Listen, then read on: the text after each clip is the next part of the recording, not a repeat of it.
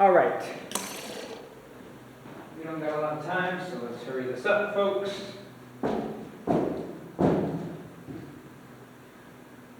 Okay, folks, here we go. We got a lot to cover over here.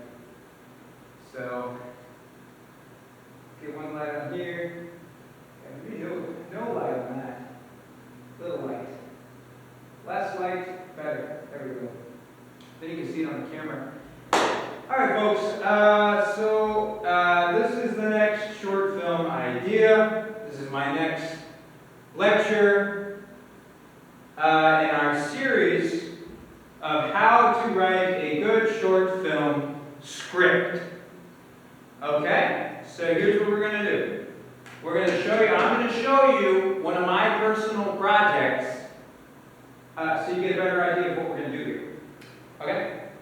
So here we go. This is what we do. Right here. This is a script. This is a program, a project, rather. Will be a program. We want it to be a play one day. But right now it's a short film, and it's going to be called Talentment. Okay? Okay, Talentment. Right? So this is a short film about a homeless man who is on the streets, and every day he dresses up as a different holiday character. Okay? And basically, let's see.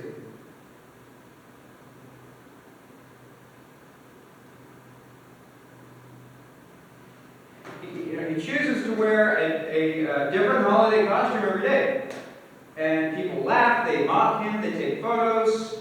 Sometimes they assault him. There's scenes in this film where it's going to get really bloody, it's going to get real violent, and they're trying to hit him, kill him, strip him up, eat him for dinner. Okay? It don't matter.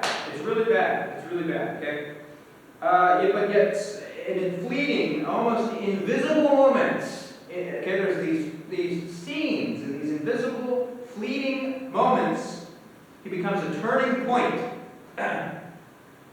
Turning point. Okay? In strangers' lives. This film isn't about the plot, it's about a spiritual residue. Say that again. This film isn't necessarily about a plot, it is about a spiritual residue. Spiritual residue. Spiritual residue. Okay? We got to get that squared away. We got to know that. We got to know. We got to know that that's the most important part of the script. And this is how you make a really good script. So, it's called Talentment. And we're thinking at the very end of the film, we're not 100% sure yet, because there's many ideas being speculated among my writing group, and my playwrights, and my actors. But what we're thinking is at the end of the movie, he's going to dress up as some kind of government official. He's going to dress up as some kind of, some kind of political or state-designated city official, like I said earlier, just something along the lines of a functioning member of society, okay? And then he's going to get killed. He's just going to get killed. Because people are really pissed off when he dresses up as Santa Claus, Leprechaun, Toothfairy, and Cupid Valentine. But when he actually dresses up as someone who is a functional member of society in a higher class and in a higher position of power, of authority, they kill him. They kill him. They kill him. And that's it. And so that's how the movie ends. And it's terribly tragic, but it's not tragic because we're telling a sad story. It's tragic because we're showing the reality of our society and the way that classism and other factors in the society each other and compare and contrast. So, Talentment, here we go. Talentment. Now, our opening scene, I don't know if y'all can see that. I think so. Make sure you're listening now. This is a real important part. Hey! It's okay. I get distracted too. But listen, this is a very important part. So listen here, listen. Our opening scene, we see the back of a man on the street wearing a tuxedo, walking down the nice part of town. Okay, so right off the bat, right off the tip of the baseball bat, we see this guy walking down the street with a tuxedo. Okay? He's wearing a tuxedo. He's dressed up fancy. It's almost as if you get the facade right away that he's like a rich man going off to go do something, extravagant or of his flesh. And the next scene, you see him sitting on the ground in an alleyway, and we see that he is a disgruntled homeless man. Right? So right off the bat, we're seeing a compare and contrast of different kind of social classes in a society-based environment, right? Okay? So, he's a disgruntled homeless man. He ain't a rich man. He looked like it because he's dressed like it. See, that feeds right into the narrative of the synopsis of what I told you earlier. Alright, that it zooms in and he takes a ripped up piece of paper on the ground and begins to sort out the bits and pieces. And of the pieces reveals it's a letter to the state from a local business owner. Alright? This is where the big points I wanted to make come into the script, come into the story, come into the movie, and come into the reality, the real life efforts and process of how we're going to get this film done. So, here we go. This is how we do it. This letter says, "To whom it may concern," and this is an old lady. This is an old lady reading this, so I have to read it in her voice. "My name is Margaret Ellis. I'm 78 years old, and I hope you will forgive me for writing to such length. I have always believed that matters are best handled face to face. But I understand that times change, and the letters such as these are now how one is heard. For the past 43 years, I have owned and operated a small bakery on Southwest 2nd Street, which is a real location. Southwest 2nd Street is an actual bakery location. We found it. We are working on getting the rights to film there. We have to talk to the business owner. But I'm guaranteed that they'll let us do it. No problem at all. But anyway, she's talking about a small bakery on Southwest 2nd Street. I opened it in 1982 with my husband, who has since passed away. We built the business slowly with long hours and careful saving, and it has remained my sole livelihood ever since. The building itself may not be remarkable, but it is the center of my working life and my family life for more than 4 decades. 4 decades, okay? This is an old woman who has had to fight, who has had to strive in her life. And here comes this very, very new city planning, new development. City is planning new development in the area. If the building is demolished, I'm not going to read the whole thing. These are the points we need to know. If the building is demolished, I will not be able to begin anywhere elsewhere. At this stage of my life, relocation is, blah, blah, blah, blah, blah. Okay? Like I was going back to saying. This woman has everything in this company, and here comes the city, and they're just going to knock it down. They're just going to smash it out. They're going to just demolish this poor old woman's legacy, her family. They're just going to smash it. They're going to tear it to shreds. Just like the letters tear to shreds in the beginning. See what we're doing here? Everything is interconnected as it should be. That's why me and my team wrote this the way that we wrote it. Okay, so this poor old woman is about to get, totally beeped, right, from the city people. And it's tragic, it's sad, here's this beautiful emotional letter. Respectfully for you, I hope there might be room for understanding. She's trying to be professional, yet she's trying to, speak from the heart. And what happens? This letter is found, ripped up, and found by some homeless guy on the side of the road. Alright, now where we're going to go with this is somehow this crazy homeless guy who dresses up as, holiday figures and other spiritual, significant type characters, somehow is going to help her save her business. And she's one of the first people that he helps.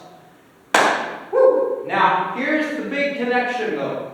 Here's the big real-life connection that's going to make this short film script really shine bright.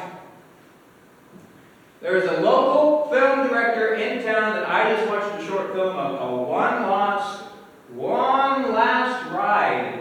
Excuse me, one last ride, not lost.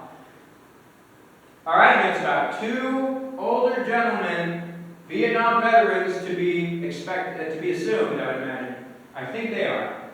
And it was a very sad but very in-depth short film at looking at two lives of gentlemen who have survived the war and who have gotten totally, neglected after fighting for this country. Among all the other issues of having to go to war and coming back to this place, there's so much there. There's so much there. Trauma, and it's endless. However, this director is an older woman, and she knows other actors, other producers. She knows she's been very successful in the theater that we're starting to work with finally in town. And so what we're going to do is we're going to get with her, and we're going to make this old lady in this story, because I think this new director knows someone who can play this old woman at this bakery. I really do. And she probably knows someone who can play the homeless man too, so I don't have to do it. Because in a lot of my movies, I have to play every part because I can't find nobody, and I don't have the time to try to look for people. As so it goes for every legendary film director pioneer before me, heavily based in community projects, right? There's not a budget, we just have to work with what we got, and more times than not, we end up doing what nobody else wants to do. Okay? And that's what we do. That's what we do. Anyway, she's going to come in, and she's going to help us make this film project. She knows a plethora of older people who have a lot of depth. And what we're going to do is this movie is not only going to be a people you meet in heaven type film, but it's also going to be the elder generation. These are boomers, if you will, dare I say. But these are older people who have gained a lot of wisdom and showing the ins and outs not only of the struggles that maybe they didn't find solutions for when they were younger, but even more importantly, just the wisdom that they had gained being expressed.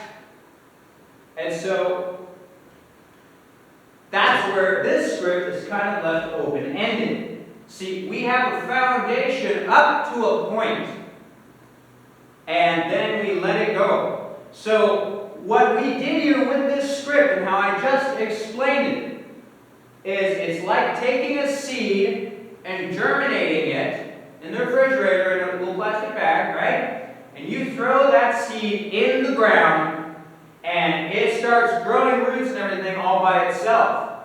All we did was germinate the seed, right? We gave it a foundation. But it's up to itself and to everything around it to manifest itself to then further become a full tree or plant or flower or whatever, it ends up being. That's how you make a good script.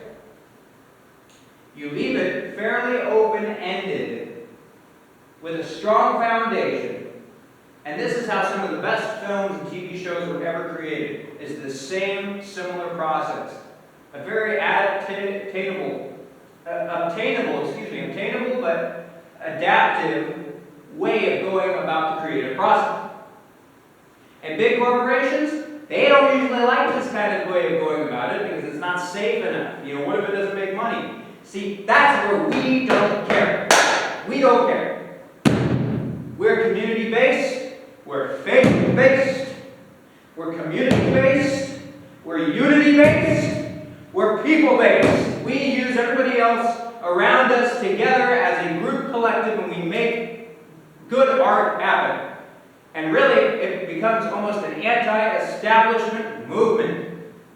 Peacefully, through just making art. But making art in the full potential of creativity that a human can administer and that they can express. And so, that's how you do it, folks. That's the end of my lecture for today. But let us come back another time, and we'll go over the next script. And I'll continue to share with you how all these ideas and all these concepts are really going to give you a foundation to be a very successful screenwriter, filmmaker. Thank you.